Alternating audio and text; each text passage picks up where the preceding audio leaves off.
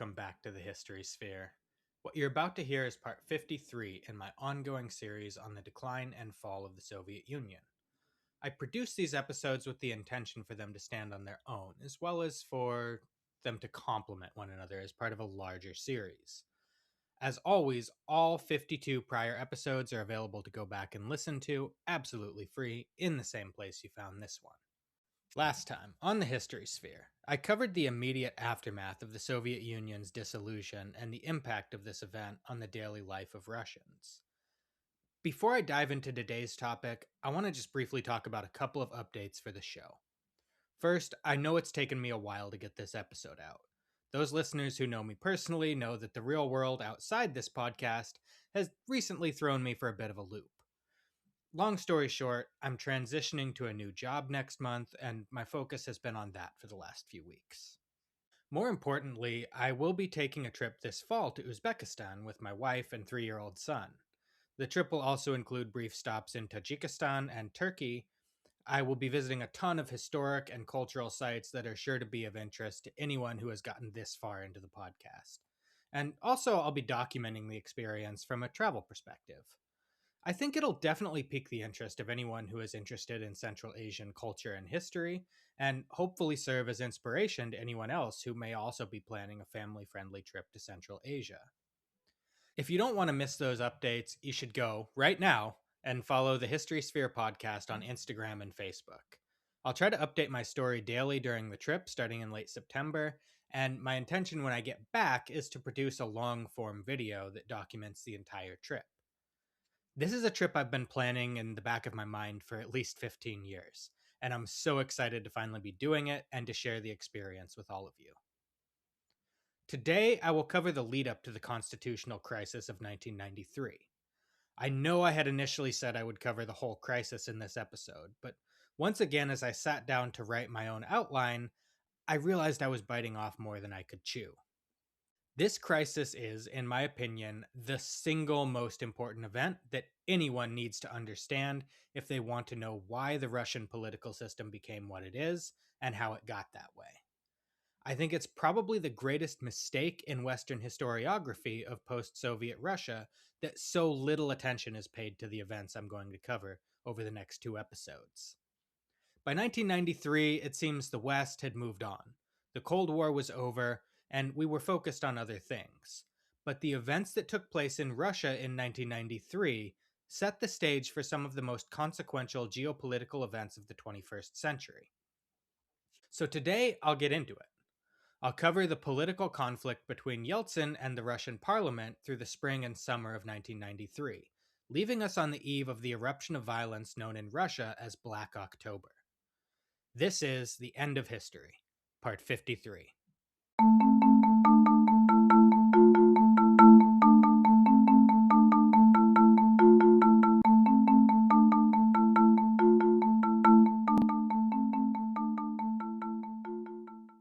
When I was a junior in high school, I was given the opportunity to test out of high school level US history and progress to a more advanced college level social studies curriculum.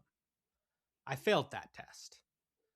Anybody who knows me or anybody who has listened to this podcast is probably surprised by that. And I was too. I try not to be arrogant. I don't know everything, but even as a junior in high school, I had a pretty firm grasp on the basic fundamentals of early US history, particularly the American Revolution, which was the main subject of the test that I lost points on. I could talk at length about the backlash to British taxation, the restriction on settlement west of the Appalachian Mountains, and various disputes that led to the revolution. I could talk about the principal figures of the revolution. I could walk you through the basics of the military campaigns of the War of Independence. I could explain the Constitutional Convention and rattle off the rights enumerated in the Bill of Rights, and I could quote from the Declaration of Independence at length. I didn't have quite the level of nuanced understanding or critical analysis of the period that I do today, but it's safe to say that I knew the material pretty well, certainly at a minimal high school level. Why then did I fail? There was a very rigid scoring rubric for the essay questions, and many of my answers, while I still argue were correct, were not the answers laid out in the rubric. For example, one of the questions asked me to discuss the differences between the American and French revolutions, and my answer focused mainly on the social question. The fact that the French Revolution resulted in the circulation of much more radical ideas addressing the social and economic inequality of the classes than the American Revolution. I remember being shocked that I was not awarded any points for my answer. I didn't miss points for failing to discuss other things, I wasn't given partial credit, I was given a 0. When I discussed that question specifically with my high school principal who had administered the test, he showed me the scoring rubric, and I will never forget what it said because to this day it makes my blood boil. A full credit answer to that question was supposed to discuss how the American Revolution resulted in, quote, a more enduring freedom, end quote, than the French Revolution. My jaw dropped to the floor. I sarcastically told him I was sure that all of the slaves at Mount Vernon must have been thrilled to learn how enduring their freedom would be, and I stormed out of his office. I remembered that incident as I prepared for today's episode because after I calmed down, I spent a lot of time thinking about what was meant by the answer outlined on that scoring rubric. I maintain to this day that my answer was at least partially correct, and that the answer in the rubric was oversimplified and frankly kind of dumb. But I think there's a grain of truth to it, at least when you squint your eyes and kind of cock your head. Though I think the wording of quote unquote more enduring freedom is wrong, I think what the test makers meant was that the American Revolution resulted, by way of the US Constitution, in a much more stable and long lasting government. Even if that government did not guarantee freedom for all its people, and I think in many ways betrayed some of the revolutionary ideals upon which it was founded. The French Revolution was arguably more enduring in that the ideas that it generated have been far more influential to subsequent development of European liberal democracy, socialism, and even communism and fascism. However, it's also true that in a little more than a decade, the French Republic gave way to the dictatorship of Napoleon, and ultimately the restoration of the monarchy, albeit a constitutional monarchy, less than a quarter century after its overthrow. The United States, on the other hand, still operates using the same constitution that was adopted at the end of the American Revolution. Though it has been amended 27 times, those amendments were adopted following the framework laid out within the Constitution for how it is to be amended. The limits of that constitutional system have been tested at times, including presently, but so far they have always held. There are plenty of critical things I can say about the United States and the limitations of our democracy, and I often do, but I think in this respect at least, the Federalists who framed and supported the Constitution are to be lauded. I think it can be easy from inside that system to become complacent and forget how fragile democracy really is. In 1993, Russian democracy was new. The Russian people were still figuring out the details of how their constitutional system would function. There were definitely kinks to work out, but despite the other problems in the country, which I discussed in detail in the last episode, Russian political life in the early 1990s was vibrantly democratic and remarkably free. I think Mikhail Gorbachev deserves a lot of credit for that cultural transition, though he seldom gets it. By 1992, Gorbachev was gone, consigned to the dustbin of history, and Boris Yeltsin was now the dominant political figure in post Soviet Russia. One of Gorbachev's main flaws as a leader was that his ideas were not well fitted to his time and place. He was a political idealist. He was a socialist, but he truly fervently believed his socialist ideal could and must be achieved through genuine democracy. And Gorbachev was heavily focused on cultivating democratic institutions, and much less focused on tackling economic issues that were making the daily lives of Soviet people harder. Yeltsin was, in many ways, the polar opposite. I think he did believe in democratic government to an extent, but it was far more important to him to preserve his economic reforms and cement Russia's transition to capitalism than it was for him to preserve democratic institutions. We talked last time about his program of economic shock therapy, which aimed to rapidly transition Russia to a free market economy, with the formerly state owned means of production transferred into private hands. It's worth reiterating that the methods by which this was accomplished were deeply, deeply corrupt, and more often than not, personally benefited Yeltsin, as well as his family and associates. As I pointed out last time, to say that the country's wealth was being sold to the highest bidder understates the corruption, because there was, in fact, no competitive bidding process. The reforms were especially unpopular with members of parliament, who regular listeners will recall were elected in March 1990, when Russia was still a republic within the USSR. And though those elections were free and fair compared to pre-perestroika Soviet elections, the rules and structure of the elections did favor members of the Communist Party. Though the Communist Party was no longer a democratic centralist monolith by that point, and there was increasing diversity of economic thought even among its members, people who identify as communist rarely support the kind of unfettered crony capitalism that Yeltsin was ushering in with his reforms. In November 1991, the parliament had voted emergency economic powers to Yeltsin, allowing him to make economic reforms by decree without the need for legislative approval, including reforms that could conflict with and override all Union Soviet laws. This is what allowed Yeltsin to implement Phase 1 of economic shock therapy in January 1992 without first consulting Parliament. However, this decree power came with one important caveat. Yeltsin was granted this extraordinary emergency power for 1 year, after which time the power to legislate on economic issues would revert to the Parliament. In the year after Yeltsin had been granted this extraordinary power, he had done two things that were deeply unpopular with the majority of Parliament. The first was, obviously, economic shock therapy. The Parliament had given him this decree power because most of them recognized the need for basic market-based reforms, but even many of Yeltsin's most ardent supporters were shocked by how radical the reforms were, how rapidly they took effect, and the devastating effects they had on the Russian economy. The second action Yeltsin took after being granted decree power was to sign the Belovezh Accords, dissolving the Soviet Union. Strictly speaking, Yeltsin did not have the authority to do this. He just went ahead and did it without consulting Parliament or anybody else. As I briefly mentioned 2 episodes ago, even his own vice president, Alexander Rutskoy, was shocked and outraged by the move, even going so far as to suggest that Gorbachev have Yeltsin arrested for treason. This was the breaking point between Yeltsin and Rutskoy. Though he remained Yeltsin's vice president, by 1993, Rutskoy was also one of the main leaders of the anti-Yeltsin opposition. In December 1992, as his emergency powers were set to expire, Yeltsin formally asked Parliament to renew them. Parliament steadfastly refused to even vote on the renewal of decree powers, and instead brought a series of constitutional amendments to the floor that, if passed, would have completely gutted the power of the presidency, even in normal constitutional terms. These amendments fell only 4 votes short of the required 2/3 majority.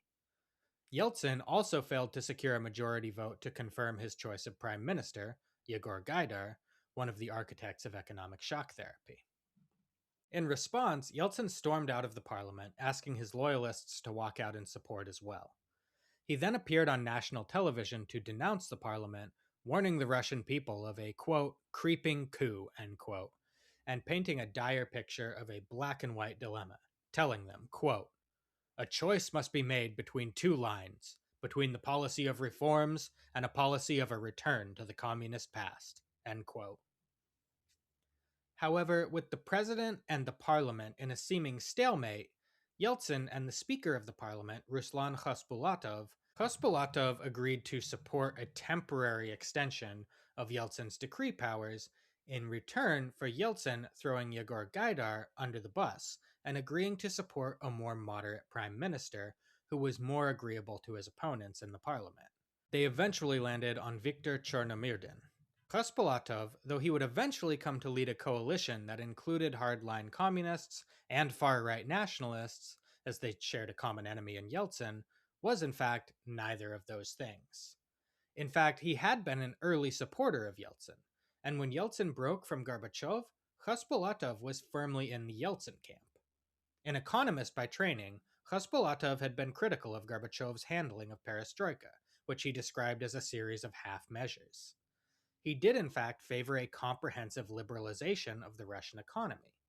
He just wanted a more gradual transition, with guardrails in place to ease inflation and prevent ordinary people from losing their savings. As a result of his caution, he had what I think are very reasonable objections to the swift and aggressive manner in which Yeltsin implemented his economic reforms. Above all, Khaspolatov had an institutional difference from Yeltsin in that he believed in the supremacy of parliament, that the ultimate power to legislate and rein in executive power should rest with the parliament. In other words, he and Yeltsin were actually on the same page that constitutional reforms were needed. At this time, Russia was still governed by the 1977 Brezhnev era constitution of the Russian Soviet Federative Socialist Republic. It had been reformed with haphazard amendments to create an independent presidency and allow for contested parliamentary elections, but it remained substantially the same document. Virtually everybody agreed that, at the very least, it was in need of modernization and amendment. As such, Khaspolatov readily agreed with Yeltsin that a national referendum on reforming and clarifying the constitution should be held in April 1993. As that date approached, however, Parliament flinched. The Parliament had been elected in March 1990, and the political winds in Russia had shifted dramatically since then. Though economic shock therapy was not universally popular, the public primarily blamed Yeltsin advisors like Gaidar, rather than Yeltsin himself, for the fiasco. Yeltsin remained broadly popular. Indeed, in the spring of 1993, he was vastly more popular than the parliament, which many Russians saw as a stubborn relic of the Soviet past. It looked like Yeltsin was likely to win any referendum that forced people to choose between him and parliament as the supreme power. Thus, when the Congress of People's Deputies met from March 10th through 13th, 1993, they formally voted to cancel the referendum. In response, Yeltsin again appeared on national television on March 20th, 1993, to declare, quote-unquote, special rule. Under this so-called special rule regime, he announced that any act of parliament that conflicted with a presidential decree would be considered null and void. He stated that he would not attempt to dissolve the parliament, but was merely neutralizing any of their attempts to check presidential power until the constitutional referendum could be held on April 25th. Special rule had no basis in the Constitution or any law of the Russian Federation. Yeltsin just made it up. Because he well understood that it had no legal basis, rather than trying to frame it as a legally justified move, he called upon higher principles of popular sovereignty, stating with some truth that the parliament was behaving in a fundamentally undemocratic fashion, and that these extraordinary measures were necessary. I went and watched the speech. It's available on YouTube for anyone that speaks Russian, and it strikes me as a little similar to Palpatine reassuring the Senate that he loves democracy and Star Wars, but I do feel compelled to give both sides here. And I also have to acknowledge that the parliament was also attempting to subvert democracy. Everybody sucks here. But it's also true that parliament did have the legal authority under the Constitution to cancel the referendum. Yeltsin had no legal power to invalidate their action. A couple sympathetic historians have compared Yeltsin's action here to Abraham Lincoln's suspension of habeas corpus in 1861, technically unconstitutional but necessary to ensure the continuation of the government. You see, Yeltsin was convinced that if he slowed down or moderated himself as Parliament wanted him to do, it would create a backdoor for the old Soviet elite to use a sympathetic parliament to re-establish their control over the economy and cripple his government.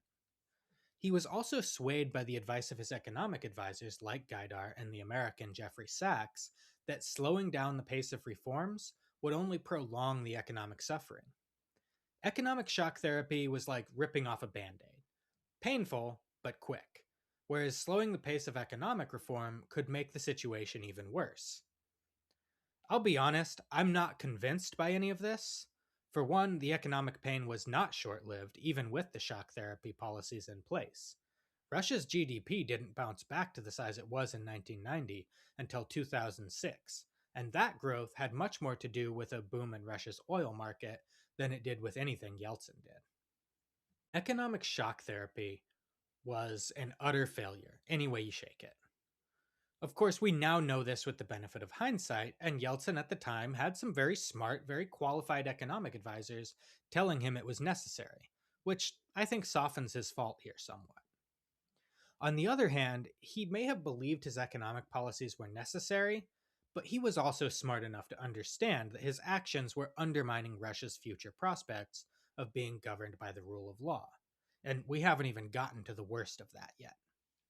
Following Yeltsin's announcement of special rule, the Constitutional Court, Russia's highest judicial body under the Constitution, ruled before the order was even issued that the president's actions violated the Constitution and ordered him not to take several of the extra constitutional actions he had announced on TV.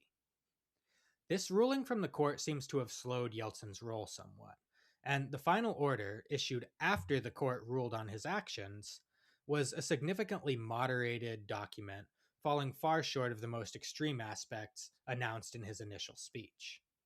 The actual order did not contain the promised provisions overthrowing parliamentary authority to legislate or override executive actions. Instead, it focused mainly on forcing the promised referendum to go forward as planned. Despite the decree being softened, Khaspolatov and Yeltsin's other enemies in parliament seized on the opportunity provided by this initial overreach and brought an attempt to impeach him to the floor of the parliament. Though a large majority of the parliament voted to remove Yeltsin from office, 617 of the parliament's 1,033 members voted yes, this number fell 72 votes short of the two-thirds majority required by the Constitution. With this, Yeltsin and Parliament had once again reached a stalemate. The Parliament could not get rid of Yeltsin, and Yeltsin did not have the political muscle to dissolve or sideline Parliament. So on March 29th, the day after the impeachment vote failed, Yeltsin and Khaspolatov once again got together to hammer out a compromise. Ultimately, Khaspolatov and the Parliament agreed to a referendum, but it was not the straightforward constitutional question that Yeltsin wanted. Instead, the referendum would put 4 questions to the Russian people. 1. Do you have confidence in President Boris Yeltsin? 2. Do you support the government's economic and social policies? 3. Should there be early elections for president? And 4. Should there be early elections for parliament? Crucially, Parliament also ensured that an additional poison pill was built into the compromise. In order to pass, these questions did not just require a majority of people who actually showed up to vote, but a majority of the total electorate. This functionally meant that anything short of a nearly universal voter turnout ensured victory for Parliament. Yeltsin was no dummy, despite what his detractors say, and he fully understood that agreeing to this compromise stacked the deck against him. As far as I can tell, he agreed to it for 2 reasons. First, I think he believed the Constitutional Court would side with him and invalidate the poison pill. Indeed, his team immediately challenged that aspect of the referendum in court. Second, at this point, Yeltsin was still the energetic and supremely confident politician that won the hearts and minds of Muscovites with his famed PR stunts back in the 80s. I think he truly believed he was that popular, that despite the deck being stacked against him, he could still win. On April 21st, just days before the referendum was to be held, his first assumption was partially vindicated. The Constitutional Court ruled that the majority of the electorate poison pill was invalid with respect to questions 1 and 2, because those questions, whether voters supported the president and his economic reforms, merely asked voters for their opinion and did not alter the Constitution or laws of the country. However, with respect to questions 3 and 4, early presidential and parliamentary elections, the requirement was ruled reasonable because the court said that altering the constitutionally mandated scheduling of elections was a decision that would fundamentally alter the Constitution and therefore required approval from the people as a whole, rather than just those who showed up to vote. In the weeks leading up to the vote, Yeltsin and his allies carried out what was probably the greatest mass media political campaign in Russian history up to that point, and serves as a somewhat bittersweet reminder of the vibrant democratic culture that thrived in Russia in the early 90s, despite the country's other problems. They ran television and radio ads and plastered posters on bus stops and park benches with the political slogan of the day, Da da niet da. That is, yes, yes, no, yes. It told Yeltsin's supporters to vote yes on questions 1 and 2, affirming support for Yeltsin and his reforms, no on question 3, calling for an early presidential election, and yes again on question 4, calling for an early parliamentary election, which would allow Yeltsin to be rid of this obstructionist, communist dominated parliament that stood in the way of the full implementation of his agenda.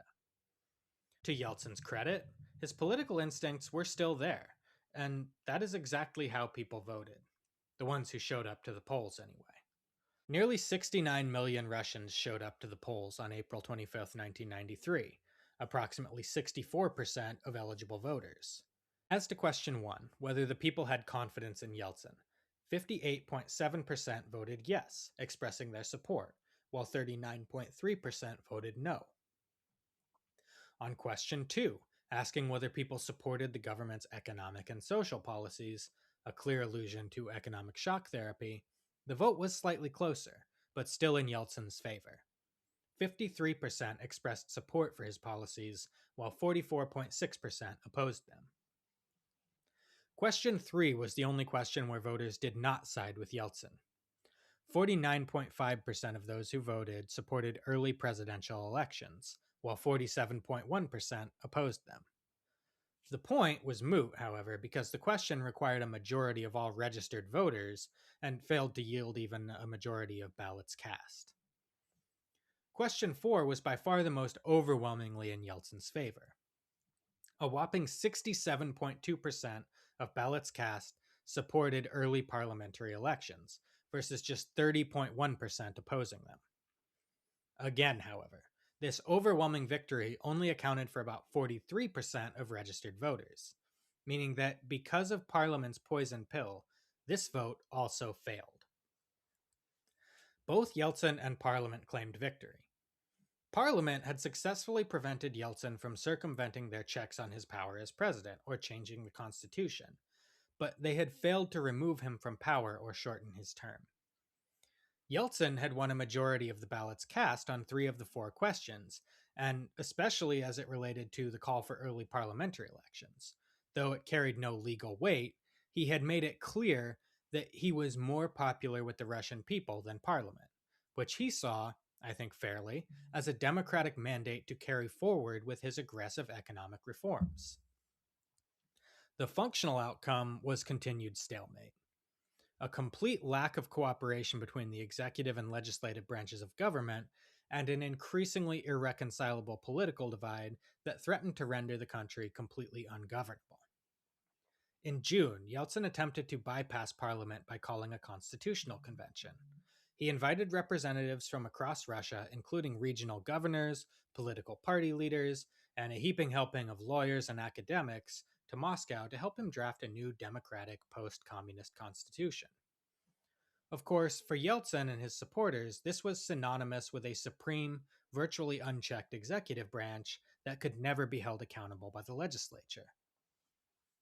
Khaspolatov and a few other centrist members of parliament actually agreed to attend the convention, if only to ensure that the legitimacy and power of the legislative branch was upheld, and of course to avoid the accusations that they were obstinate holdouts of the Soviet era that refused to look to the future.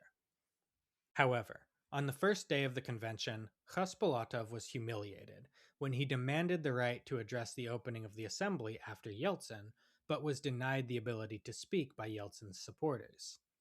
He was subsequently booed and cajoled, leading him to walk out of the convention along with most of his political allies. Yeltsin's supporters then drafted a document that at first glance appeared to be a compromise. It retained a bicameral legislature with the power of veto over the cabinet appointments and appointments of prime minister. But on closer examination, it made Parliament a rubber stamp. It gave the president the power to dissolve Parliament and call new elections if Parliament dared to refuse confirmation of presidential appointments. It created sweeping presidential emergency powers that allowed the president to rule by decree without parliament with little or no legislative oversight, and it completely stripped the legislature of the power to impeach the president. Indeed, it had no mechanism for holding the president accountable for constitutional violations. Yeltsin's supporters argued that no such accountability was necessary because the president would be elected by the whole of the Russian people, and he would be accountable to them. If any of this sounds familiar, this draft constitution, known as the July Draft, was remarkably similar to the constitution Russia ultimately ended up with. It granted supreme executive power to the president, and it paved the way for Putin. Needless to say, Parliament overwhelmingly rejected the document out of hand, and under the Brezhnev constitution, still then in effect, Parliament had the sole power to amend the constitution. Yeltsin had alienated most of the moderates in Parliament by his humiliation of Khaspolatov, something my longtime listeners will recognize as a personality trait of his, recalling his humiliation of Gorbachev. He just didn't seem capable of resisting the urge to humiliate his opponents when the opportunity presented itself, even when it was detrimental to his long-term interests. Any moderates remaining in the parliament who might have supported a compromise document were alienated by the one-sided nature of the final draft, which completely neutered the power of the legislative branch.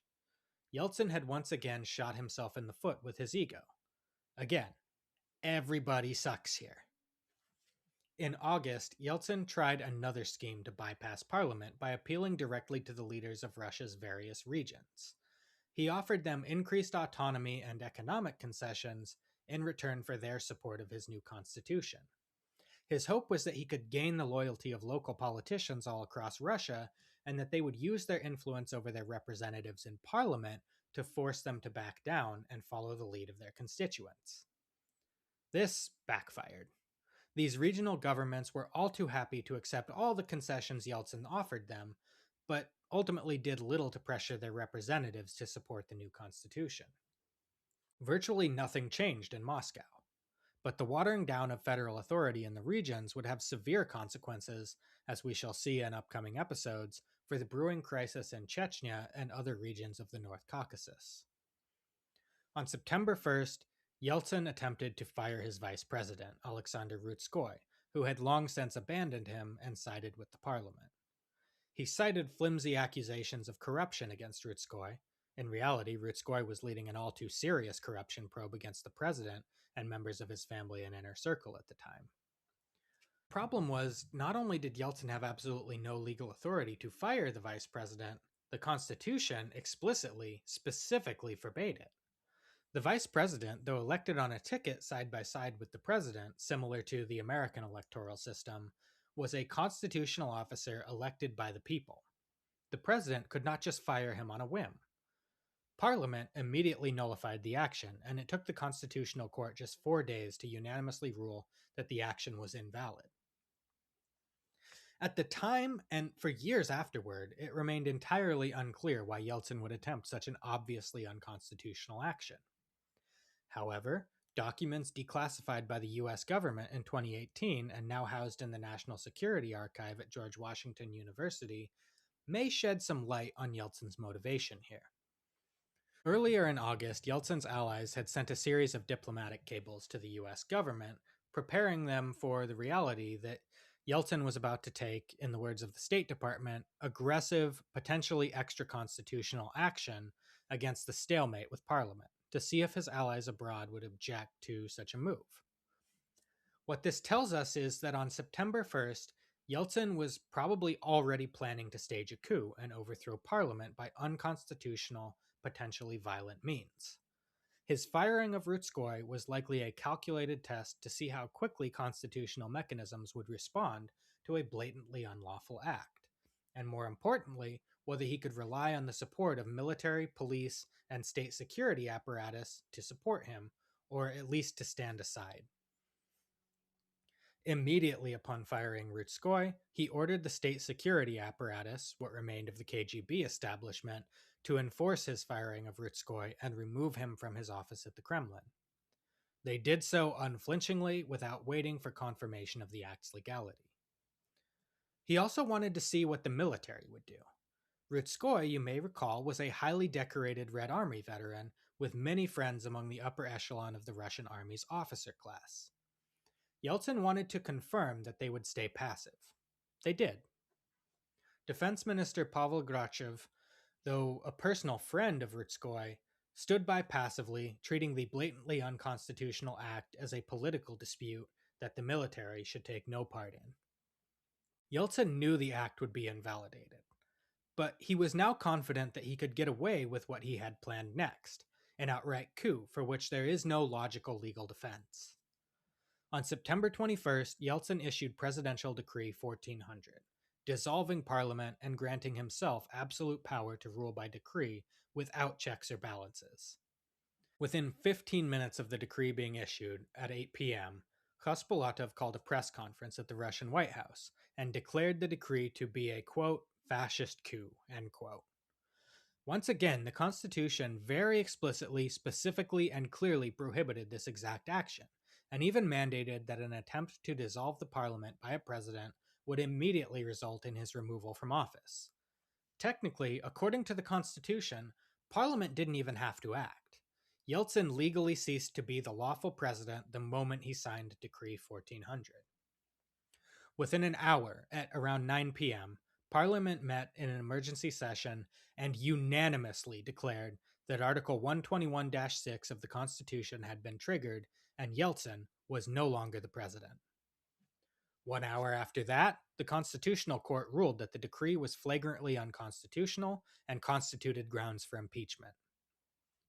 At midnight on September 22, 1993, Alexander Rutskoy took the oath of office and became the legitimate president of Russia. I don't think I can emphasize enough how little gray area there is here. By every law that existed at the time, Yeltsin had forfeited his office, and Rutskoy was now the president. I have up to now made a point of saying that everybody sucks here.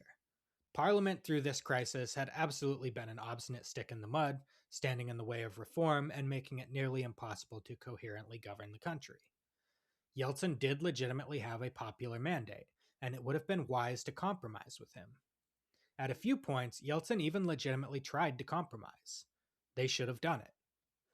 But regardless of what you think about the wisdom of his economic reforms and policies, if you believe in the rule of law, if you believe in constitutional government, Yeltsin's actions are indefensible here.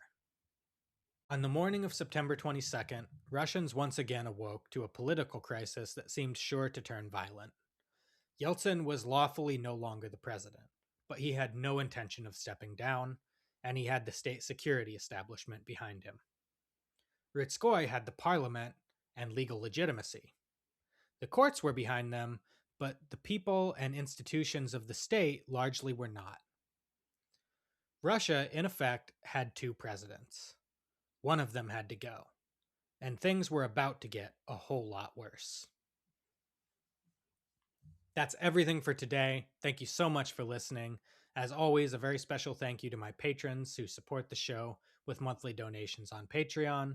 If you appreciate what I do and you want to support the show, you can become a patron at patreon.com/historyspherepodcast. If you can't afford to become a patron right now, you can also support the show by giving us a 5-star rating on your podcast platform of choice, subscribing, and by telling your friends about us.